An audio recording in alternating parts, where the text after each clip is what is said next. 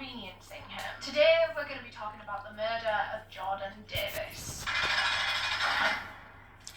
Before we get into the case, I just want to thank our sponsor for making this video possible, NordVPN. NordVPN is a virtual private network service that I have used and loved for years. I always recommend using the internet with a VPN enabled. No matter who you are, no matter what you're using the internet for, you need a VPN. It helps to put a barrier between you and all of your precious information and anyone out there that might be trying to access that information or hack you. And it's super quick and easy to do. All you need to do is load up the NordVPN app, and with one click, you're connected and protected. They even have an auto connect feature that you can enable, which means you don't even have to click at all. In no clicks, you're connected and protected. I use a VPN all the time to get the most out of my streaming service subscriptions. Streaming services will have different catalogs depending on what country you're in.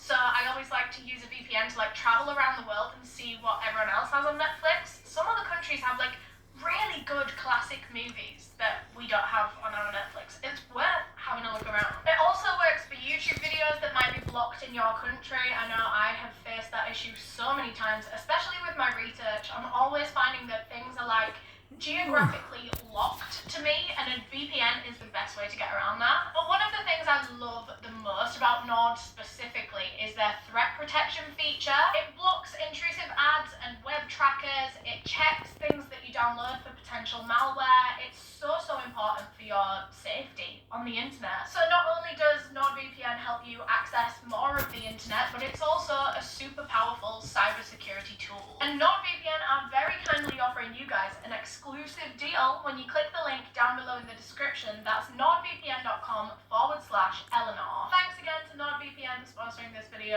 Love you guys. Make sure you're checking out the link down below. Thank you again to NordVPN for sponsoring this video. Remember, you can go to nordvpn.com/Eleanor. The link is down below in the description for an exclusive deal, and I recommend you do because NordVPN are so useful. Quickly before we get into the case, I do just want to give my usual disclaimer that I mean absolutely no disrespect to anyone that I talk about in this video. This video is for educational purposes, and everything that I'm about to say is just information that I have found on the internet and I'm compiling into one video. There's a couple of content warnings for this case, so if any of the following themes are things that you don't want to hear about right now, please click out of the video now. Today we're going to be talking about racism, gun violence, cancer, and domestic violence. So like I said, if you don't want to hear about any of that right now, I totally understand. Click out the video, look after yourself, and hopefully I'll get to see you again some other time with a different case. But with all that being said, let's get into it. So today's case takes place in Jacksonville, Florida in late 2012. That is where 17-year-old Jordan Davis lived and went to high school. Jordan was originally born in Atlanta, Georgia on February 16th, 1995 to religious parents who saw him as their little miracle baby. His parents had suffered multiple miscarriages in the past, I believe, and they even had a stillborn son before Jordan. So, as I'm sure you can imagine, when Jordan came along, they were just elated. However, when Jordan was about 4 years old, his parents' marriage started to crumble. They started falling out, and eventually they got a divorce. His father moved to Jacksonville, Florida, and he and his mother stayed there in Atlanta. His dad would try and see him, honestly, as often as I think he could. He would be flying backwards and forwards all the time. He made sure to see Jordan at least once a month, every few weeks. As Jordan grew up, he became the confident, funny joker one in school. Everyone liked him. He was really popular. He had tons of friends. He did a bunch of different sports, and a lot of his friends said that he wasn't actually that good at the sports that he played. One of them actually said that he was the worst basketball player you'd ever seen. Not my words, his friends. But it's the taking part that counts. He went to church regularly with his family, actually with his grandparents. He would go almost every weekend, and he was just a really good kid. From what we found in our research, he seemed just a really nice lad. Sadly, when Jordan was 7 years old, his mother was diagnosed with breast cancer, and this was the start of a very long battle for her. I believe she did recover, or mostly recover, at one point a few years in, but the cancer sadly came back about 7 years later, in 2010, and this time it was even more aggressive, it was even more severe, and his mother was really, really ill with it, to the point where she was struggling to look after her son, who was now about 14, 15 years old. He's at the point where he really needs guidance, he really needs a parent, but she just felt like she couldn't be that for him right now. And so between them, his mother and father made the decision that Jordan would go to live with his father, and he could be raised by his father in Jacksonville, Florida. He could go to school over there, and that way he would get a proper childhood and he wouldn't have to watch his mother get sicker and sicker. Jordan was not a fan of this new change at first. He really tried to fight it in the months leading up to the move, and then when he did move to Florida, he actually kind of fell out with his mother. He wouldn't answer her calls for weeks. He was really heartbroken for quite some time when he first moved, but slowly but surely he started to settle into his new life. He started at his new school and things were going well. He was living by the beach in Jacksonville, and he and his father would go to the beach all the time. He made a new group of friends down there. He even got a girlfriend named Aaliyah. In November of 2012, Jordan Davis was 17 years old. Christmas was coming up in like a month's time, and Jordan planned to go out in the Black Friday sales, probably to get a few Christmas presents. On November 23rd, his friend Tommy came to pick him up in a big red Dodge SUV that he borrowed from his auntie. So Tommy pulls up, Jordan goes and jumps in the car, and in the car are two of their other friends as well, Tevin and Leland. So the four of them set off driving. They loved doing this. They would literally just go out together in the car some days. They didn't really have a plan. They had like a loose plan to go shopping, but they would just like go out and listen to music. They would play their favourite songs really, really loud on the radio and just all sing along. It seemed like a really fun time. So they were out for a little while, and eventually they decided to stop off at a gas station. I think Tommy wanted some cigarettes. I think that was the main reason they were stopping. So they went to the Gate gas station in the Southside area of Jacksonville. They parked up the car, and Tommy ran inside the shop while the other three stayed back. So they kept the music on. They were still just chilling in the car, as they were when they were driving around. Shortly after that, a black car also drives into the gas station and parks like on Hungry Jack's new Outback Whopper, flame grilled beef, creamy herb mayo, and a little chili kick.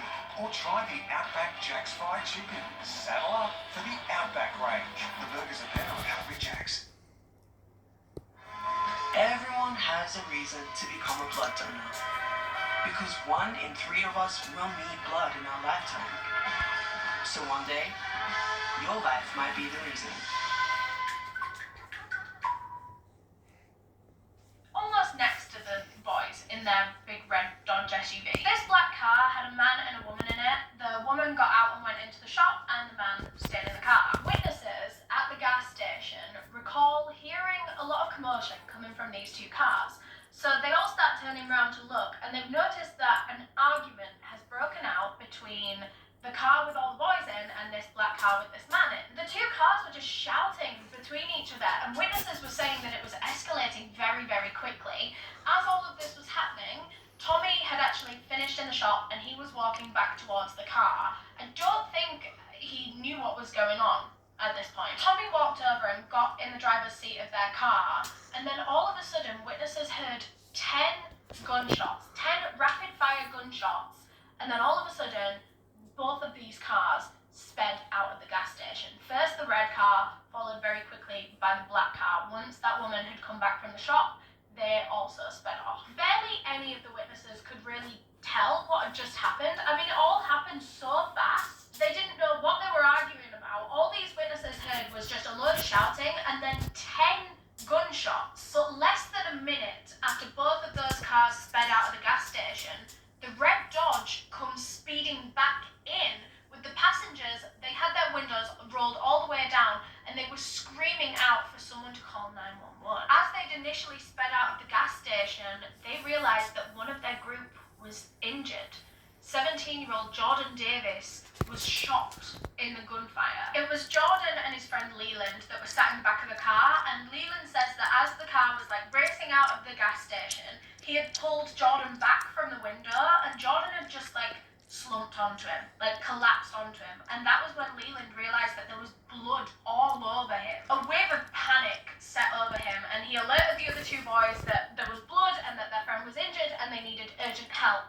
And so Tommy made the snap decision to just turn the hell around and get back to that gas station for help. Someone there could call for 911. And actually, as they turned around and they were going back into the gas station, they literally saw the black car speeding out. They saw the person that had just shot their friend speeding away from the scene. But they didn't have time to worry about that right now. Jordan was in the back of that car, he was bleeding out, and he was losing consciousness rapidly. The police were called at 7:42 p.m.